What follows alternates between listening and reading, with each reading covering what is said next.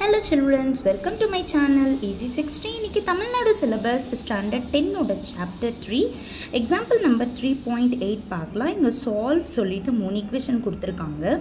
இப்போ இந்த மூணு equationமே fractionல இருக்குறதுனால simplify பண்றதுக்காக 1/x a 1/y b 1/z c ன்னு எடுத்திருக்கேன்.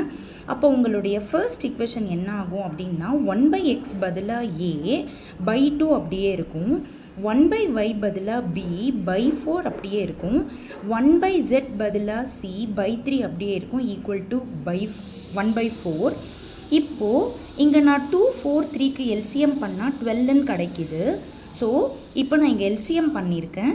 இது 6 times அதனால 6a plus 3b minus 4c equal to 1/4. இப்போ denominatorல இருக்கிற 4 உம் 12 உம் cancel பண்ணிட்டு 3 times நான் வந்து cross multiply பண்ணிருக்கேன். So 6a plus 3b minus 4c equal to 3. இதுதான் உங்களுடைய first equation. Second equation copy பண்ணிட்டு 1/x பதிலா a போட்டுட்டேன். 1/3 அப்படியே வச்சுக்கிறேன். 1/y பதிலா b போட்டுருக்கேன்.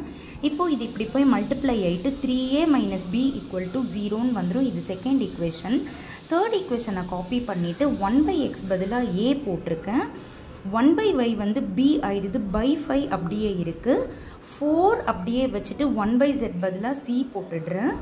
equal to 15 2s are 30 30 plus 2 32/15. அதாவது இங்க மிக்சட் ஃபிராக்ஷனா கொடுத்ததால அதை இம்ப்ராப்பரா நான் மாத்திட்டேன்.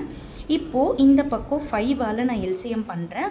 அப்ப 5a minus b plus 20c equal to 32/15. இது 5 உம் 15 உம் 3 times cancel பண்ணிட்டு cross multiply பண்ண பிறகு இப்போ 3 ஓட இங்க மல்டிப்ளை பண்றப்போ 15a minus 3b plus 60c equal to 32. இது உங்களுடைய third equation. இப்போ first equation, second equation, third equation comparatively பார்க்கறப்போ second equationல c கிடையாது. அப்போ நான் first equationம் third equationம் எடுத்து c காக solve பண்ண போறேன்.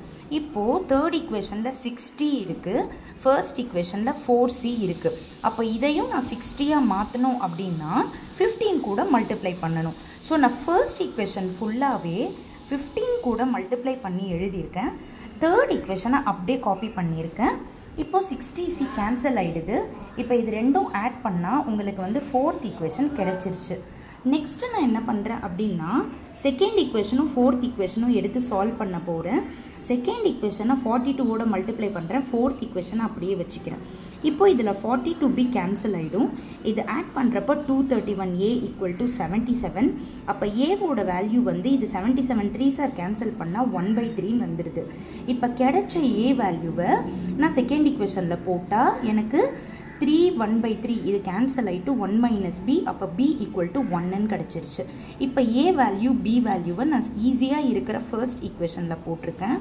அப்ப ஃபர்ஸ்ட் ஈக்குவேஷன்ல சப்ஸ்டிட்யூட் பண்ணிட்டு இது 3 2s are 6 ன்னு கேன்சல் பண்ணிட்டு இப்போ இங்க +3 அப்படியே அடிச்சிடலாம் இல்லையா? அப்ப 2 equal to 4c ஆயிடுது. அப்ப c equal to 2/4 which is after cancelling 1/2 ஆயிடுது. இப்போ x ஓட வேல்யூ எப்படி கிடைக்கும்? a வை ரெசிப்ரோக்கல் பண்ணனும். 1/3 ரெசிப்ரோக்கல் பண்ணா 3/1 ஆயிடும். சோ 3. b ஓட வேல்யூவை ரெசிப்ரோக்கல் பண்ணா 1/1 அது y ஓட வேல்யூ 1 ன்னு வந்துருது. c யை ரெசிப்ரோக்கல் பண்ணனும்னா 2/1. சோ z ஓட வேல்யூ வந்து 2 ன்னு கிடைச்சிருது.